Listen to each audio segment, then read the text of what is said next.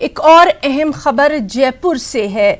2008 जयपुर सिलसिलेवार धमाका केस से जुड़ी हुई ये खबर है, जिसमें 4 अफराद को कसूरवार ठहराया गया है, 1 को बरी कर दिया गया। आपको बताएं कि इसमें 5 लोग थे, जिसमें से 4 को कसूरवार ठहराया गया है, 1 को बरी कर दिया गया है। 2008 जयपुर सिलसिलेवार धमाका केस, जिसमें 4 लोगों को कसूरवार ठहराया गया है, 1 को बरी कर दिया गया है।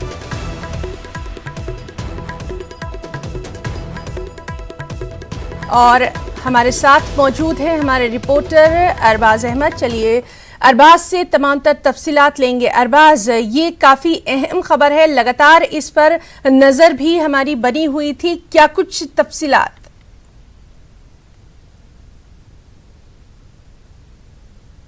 बड़ा फैसला है जयपुर जो सीरियल बम ब्लास्ट का मामला था उसको लेकर के जयपुर की इस अदालत ने दिया है, क्योंकि जो 5 लोगों को यहाँ मुल्जिम के तौर पर पेश किया गया था उनमें से 4 को कसूरवार मानते हुए मुजरिम माना है कोर्ट ने, और 1 को यहाँ पर तमाम जो इल्जाम थे उनसे बरी करते हुए उसको आज ही जमानत पर रिहा करने का आदेश यहाँ पर दे दिए हैं, जो कि अशोक कुमार शर्मा है, जयपुर की इस कोर्ट के जज हैं। उन्होंने ये फैसला सुनाया है 2008 के अंदर जयपुर के अंदर सीरियल बम ब्लास्ट हुए थे, जिसके अंदर बाकायदा छर्रों का इस्तेमाल किया गया था। 70 लोगों ने अपनी जान गंवाई थी, 185 से ज्यादा लोग बहुत बुरी तरीके से इसमें जो है घायल हो गए थे। आज जो फैसला सुनाया गया है उसमें 1 को यहाँ पर बरी किया गया है। शाहबाज के ऊपर इल्जाम लगाया गया था कि उसने ईमेल करके ये क्लेम किया है कि इंडियन मुजाहिदीन इस बात की जिम्मेदारी लेती है, इन तमाम धमाकों की जिम्मेदारी लेती है। इन तमाम इल्जामों को जो पुलिस और एटीएस है अदालत के अंदर साबित नहीं कर पाई।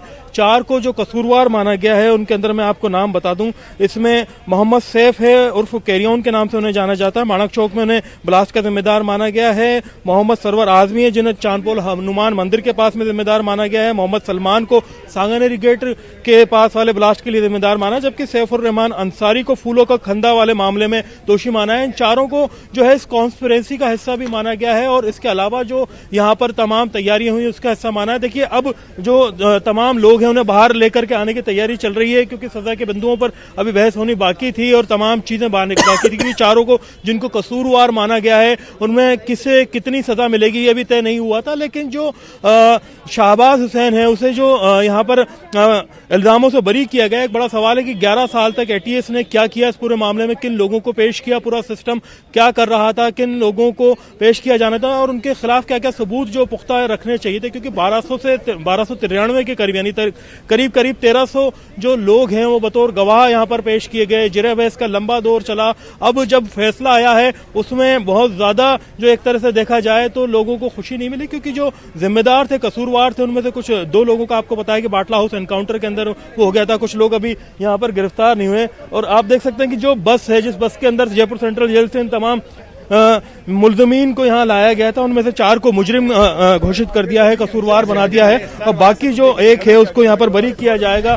शाहबाज को 4 को वापस यहाँ से अदालत ले जाने की जयपुर जेल ले जाने की तैयारी की जा रही है, क्योंकि बहुत पुख्ता यहाँ पर जो सुरक्षा के इंतजाम किए गए हैं। आप देख सकते हैं कि यहाँ पर खास जो गार्ड्स हैं बहुत ही तमाम उनके साथ में मौजूद हैं तैयारियों में। आप देखिए कि वो लेकर के पहुंच रहे हैं, आप एक्सक्लूसिव विजुअल देख सकते हैं। ये 4 को अब ले जाया जा रहा है बाकायदा गाड़ी के अंदर बैठा करके, ये एक्सक्लूसिव शॉट्स हैं, और अंदर ये जो 4 लोगों को इसमें माना गया है कसूरवार, उन्हें वापस जयपुर सेंट्रल जेल ले जाने की तैयारी की जा रही है। और जो बाकी के लोग हैं उन्हें ऊपर अभी रखा गया है, क्योंकि जो पैकर फारूक हैं बचाव पक्ष के वकील हैं जो इन्हें बचाने के लिए अपनी दलीलें रख रहे थे, वो अभी ऊपर पहुंचे हैं अदालत के अंदर। जज के सामने वो बहस करेंगे, क्योंकि सजा क्या क्या मुकर्रर की जानी है किसको, वो अभी होना बाकी है। शाहबाज हुसैन को अभी बरी करने के यहाँ पर जो है ऑर्डर अदालत ने दे दिया। बाकी जो 4 लोग हैं उन्हें आप देख सकते हैं कि पूरी सिक्योरिटी के अंदर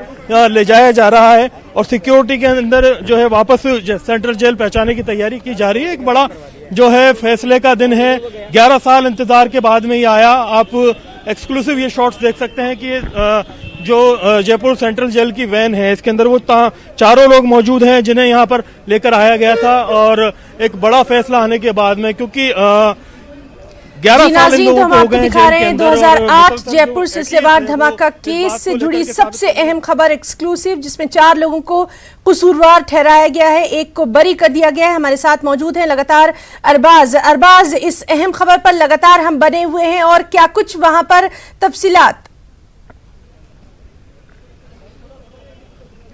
तफसीलात आप देख रहे हैं कि ये जो बाकी जो चारों कसूरवार को है अब जयपुर सेंट्रल जेल ले जाया जा रहा है। कल और परसों उन्हें वापस लेकर के आया जाएगा। जो सजा इनके लिए दी जानी है उसको बहस अभी होनी बाकी है। जो इनके वकील हैं वो यहाँ पर अदालत में मौजूद हैं। अदालत के अंदर जो वकीलों के साथ साथ जो जज हैं, क्योंकि देखिए एक लंबा वक्त था 11 साल का और 12 जज इस दौरान बदल चुके हैं, जिनमें से 6 जज परमानेंट थे, 6 जज टेम्परेरी थे। आज जो जज थे वो लंबे टाइम से इस मसले को लेकर के बहस कर रहे थे और वो फैसला देने के मूड में थे। और लंबा इंतजार होने के बाद में अब जब फैसला सामने आ गया है, उसमें 4 लोगों को कसूरवार माना गया है। हमारे साथी हैं लवली वाधवा, जो कि जयपुर सेंट्रल जेल से अंदर से पहुंचे। लवली, क्या पूरा अपडेट रहा? आप कोर्ट रूम में रहे, कोर्ट रूम का नजारा बताइए। देखिए, कोर्ट रूम के अंदर बड़ा ही ये कह सकते हैं बहुत गंभीर मुद्रा के अंदर जो है आज इस पूरे मसले को सुना गया। और इस पूरे मसले पर जब सुनवाई हो रही थी, जब सुनवाई का मौका आया, जब 11 बजे का समय तय हुआ, जो न्यायाधीश थे जब वो अपने चैम्बर से जो कोर्ट रूम के अंदर पहुंचे, कोर्ट रूम के अंदर बड़ा जो कुछ ही लोगों को वहां पर प्रवेश दिया गया था। साथ ही साथ में हम आपको बता दें, जो इन 5 आरोपियों में जो मेल करने वाला आरोपी था, जिसने जिम्मेदारी ली थी कि इस बॉम्ब को प्लान किसने किया है, जिम्मेदारी ली गई थी जब ये बॉम्ब ब्लास्ट हुए थे 2008 में। उसके बाद में जिस शहनवाज का नाम जब सामने आया तो इसे लखनऊ से जो है और गिरफ्तार किया गया था, डिटेन किया गया था।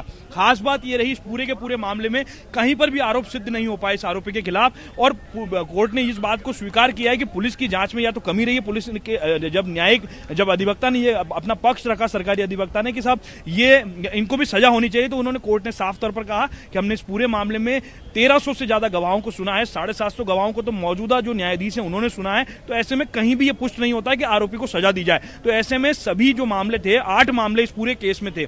7वां जो मामला है, सभी 8 मामलों में सभी लोग दोषी हैं। 7वां जो मामला है, छोटी चौपड़ में जो फूलों का खंदा है वहां पर जो ब्लास्ट हुआ, छोटी चौपड़ में जो फूलों का खंदा है, तमाम खंदों को पर जो है जिन आरोपियों को सजा सुनाई गई उनमें तमाम थे, लेकिन एक आरोपी को इसीलिए बरी किया गया कि वो केवल मेल करने का आरोपी था।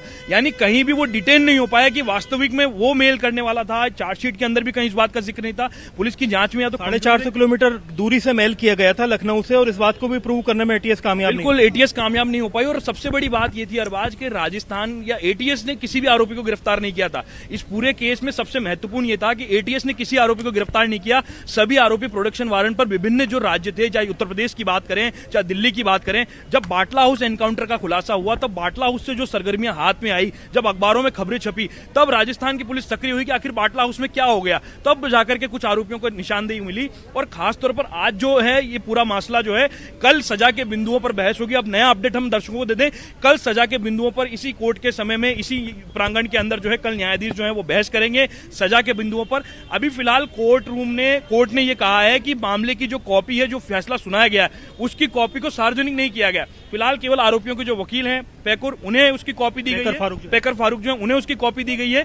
केवल अधिवक्ताओं को कॉपी दी गई है, सार्वजनिक नहीं की गई। शाहबाज को भी रिलीज कर दिया, शाहबाज को अभी आज ही रिलीज करने के लिए कोर्ट ने कहा है कि ऑलरेडी वो सजा के जेल से रिलीज किया जाएगा। जेल से बिल्कुल उसके जमानत के जो दस्तावेज हैं वो तैयार कर रहे हैं उनके अधिवक्ता, और उसे आज ही रिलीज किया जाएगा। और अपने उसके जो परिजन है उनके भी आने की सूचना यहाँ पर मिली है कोर्ट को। उन्होंने भी कोर्ट का आभार जताया कि वाकई उन लोगों ने भी कहा कोर्ट के अंदर, उसने कहा कि मुझे दोषी माना, उनको मैं समझना चाहूंगा, जिनको दोषी माना, चारों को कसूरवार माना है, उनको किस दर्जे की सजा हो सकती है? देखिए, उन लोगों को जिस तरह से धाराएं हैं, अभी कोर्ट रूम से भी कॉपी हमारे हाथ में नहीं आई है, लेकिन जो हम कोर्ट में देख रहे थे, जो कोर्ट का माहौल था, जो लबो-लुबाब था, वो माना जा सकता है कि इन धाराओं के अंदर जो सजा का प्रावधान है आईपीसी के अंदर, वो फांसी की सजा का प्रावधान है। अब कोर्ट के ऊपर निर्भर करता है कि उसने किस मामले को किस तरह से सुना है, क्योंकि 750 से ज्यादा गवाह तो केवल मौजूदा न्यायाधीश ने सुने, 1300 से ज्यादा गवाहों के इसमें बयान हुए। सबसे बड़ी बात यह कि ये वो कोर्ट है, विशेष कोर्ट, स्पेशल कोर्ट, जिसने एक भी दिन छुट्टी नहीं ली है। यानी बिना अवकाश के कोर्ट चली है, और बिना अवकाश के इस कोर्ट ने वो काम करके दिखाया है जो जयपुर के लोगों को लंबे समय से जिस तरह के 11 साल में जो काम नहीं, बिल्कुल 11 समय में।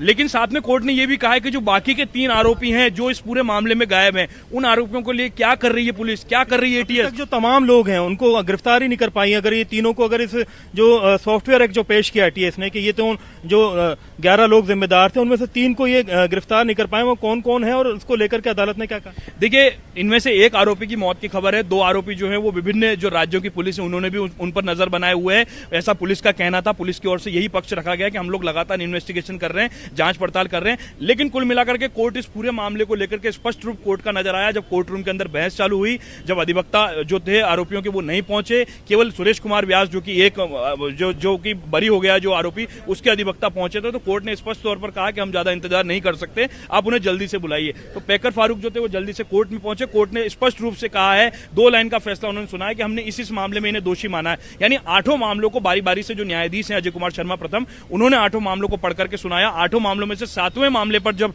ये पेश आया तो एक बार ऐसा लगा कि शायद ये सारे आरोपी बरी हो जाएं। लेकिन जब 8वें मामले पर पूरी सुनवाई हुई तो ऐसा लगा कि केवल और केवल एक आरोपी जो है 5 में से, उसे यहां पर बरी किया गया है।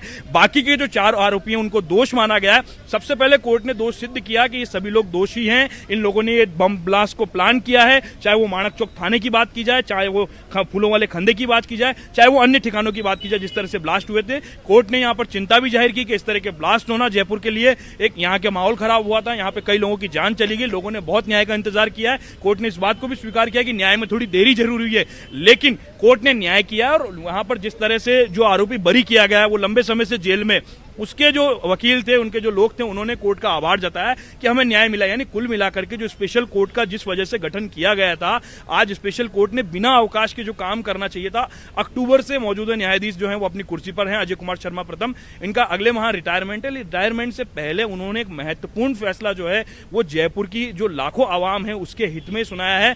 और एक बार फिर से कोर्ट ने, और जो आईपीसी जो हमारे देश का संविधान और कानून बना हुआ है, उसने जाहिर कर दिया है कि देश में कानून का राज है, कानून का डंडा है। इसलिए पूरी तरह से कोर्ट ने जब आरोपियों के खिलाफ जब आरोप पड़े, तब कोर्ट ने बार बार इस बात का जिक्र किया कि ये तो इन्होंने बहुत गलत किया, ये तो इन्होंने बहुत गलत किया। इस मामले में इतने लोगों की जान गई, जो तरह से बम को प्लान किया गया था, उस पूरे मामले में 750 गवाहों के बयान हुए हैं। उन गवाहों ने जिस तरह के बयान बताए हैं, जिस तरह से साइकिल को किराए पर लिया गया, उसे वहां पर प्लान किया गया, सुरक्षा व्यवस्था को लेकर के भी कोर्ट ने चिंता जाहिर की है कि शहर की जो सुरक्षा व्यवस्था है वो खासी खराब हुआ। जी अरबाज, तो लगातार इस अहम खबर पर हमारी नजर जो है वो बनी हुई है। अरबाज, आपका और आपके साथ जो है जो तमाम तरह अपडेट दे रहे हैं उनका बहुत बहुत शुक्रिया। लगातार इस अहम खबर पर हम बने रहेंगे।